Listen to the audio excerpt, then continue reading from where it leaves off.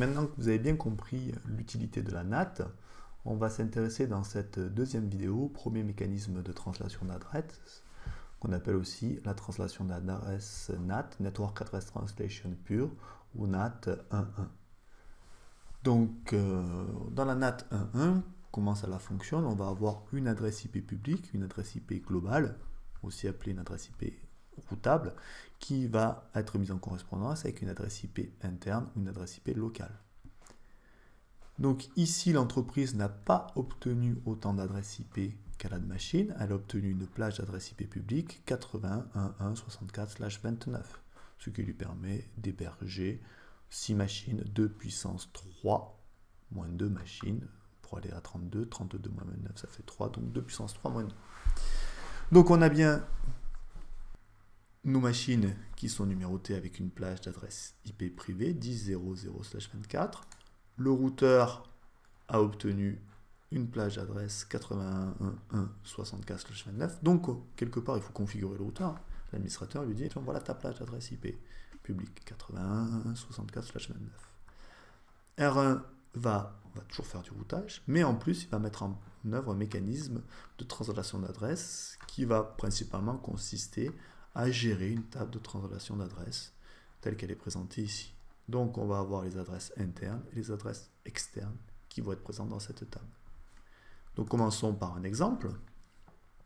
Imaginons que la machine A envoie un paquet à destination toujours de notre serveur 105.6.3.1. Donc elle envoie un paquet 10.0.0.1, elle envoie sa passerelle par défaut qui est R1. R1 va recevoir le paquet et va le translater en utilisant une adresse IP publique qui est mise à sa disposition. Donc ici, la première adresse IP dont il dispose, 81.1.1.65. Donc, R1 fait cette translation, mais en plus, note la translation dans sa table de translation d'adresse. Ici, je pense que vous avez directement compris comment ça va fonctionner. Imaginons que la machine B envoie un paquet. 10.0.0.2 envoie un paquet pareil, imaginons à 105.6.3.1, le routeur reçoit, qu'est-ce qu'il fait? Il note dans sa table de translation d'adresse la correspondance, il translate le paquet avec la deuxième adresse IP publique dont il dispose. Donc on a dit, il dispose d'un pool 81.64/29, il a pris la 65 qui correspond à 10.0.0.1, il prend la 66 qui va correspondre à 10.0.0.2. Lorsque le serveur répond, il répond à l'adresse 81.65. Ici, tous les routeurs d'Internet savent où se trouve 81.1.65. C'est une plage d'adresse publique, donc ils ont connaissance de ce réseau-là. Le paquet va être acheminé jusqu'à R1. R1 va recevoir le paquet, il regarde dans sa table de translation, il dit « Ah tiens, 81.1.65 correspond à 10.0.0.1. » Il retransmet le paquet à 10.0.0.1. Donc c'est très simple, je résume un petit peu. On a le routeur qui va disposer d'une plage d'adresses IP publique, un certain nombre d'adresses publiques.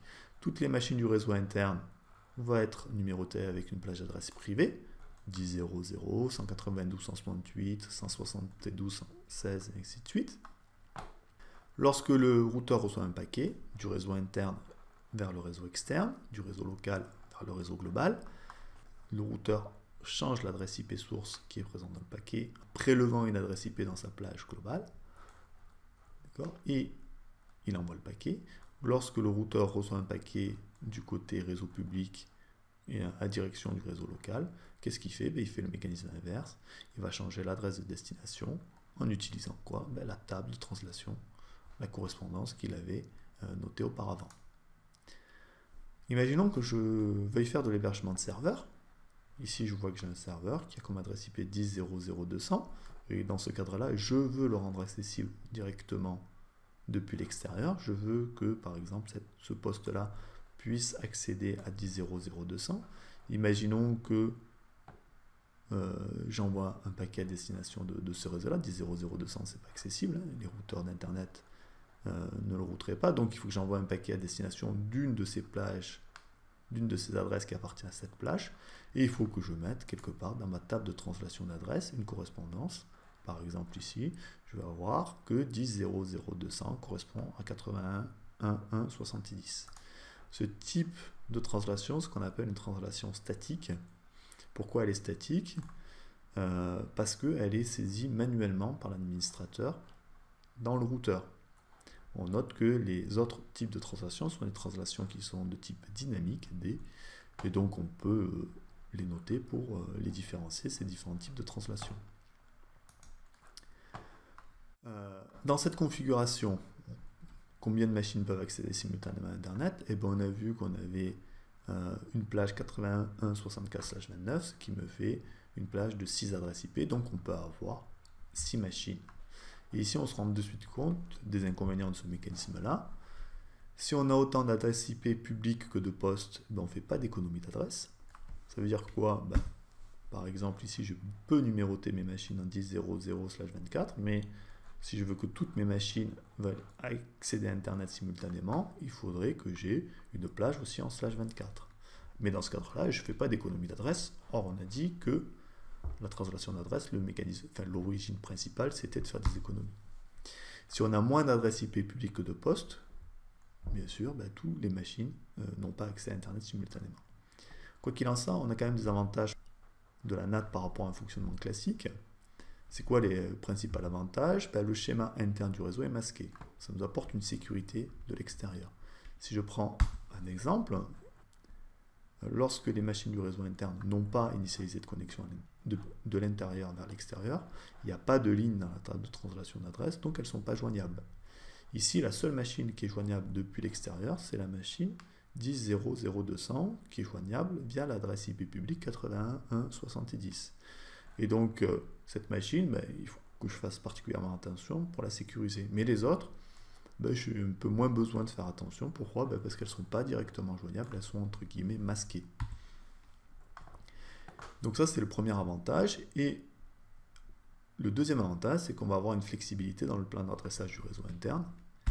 Ici, par exemple, on se rend compte que ben, si j'ai que 6 adresses IP, ben, ça serait compliqué de répartir ces 6 adresses IP dans mon réseau interne. Il y aurait des adresses IP qui seraient en 10, il y aurait des adresses IP qui seraient issues de cette plage-là, et tous les gens n'auraient pas forcément accès à Internet. Avec ce mécanisme de translation d'adresse, en fait, j'ai besoin de faire quoi? Principalement, ben, de modifier des choses dans le routeur. Au lieu d'avoir à passer derrière les machines, de modifier les adresses des machines, je n'ai qu'une chose à faire, c'est modifier les paramètres de ma table de translation d'adresse. Actuellement, ce mécanisme de translation d'adresse NAT1.1, il est quasiment utilisé que par les moyennes entreprises ou les grandes entreprises qui ont plus qu'une seule adresse IP publique. Et il va être utilisé pour l'hébergement de serveurs. Dans ce cadre-là, on va associer une adresse IP publique à une adresse IP privée d'un serveur. Je vous remercie pour votre attention.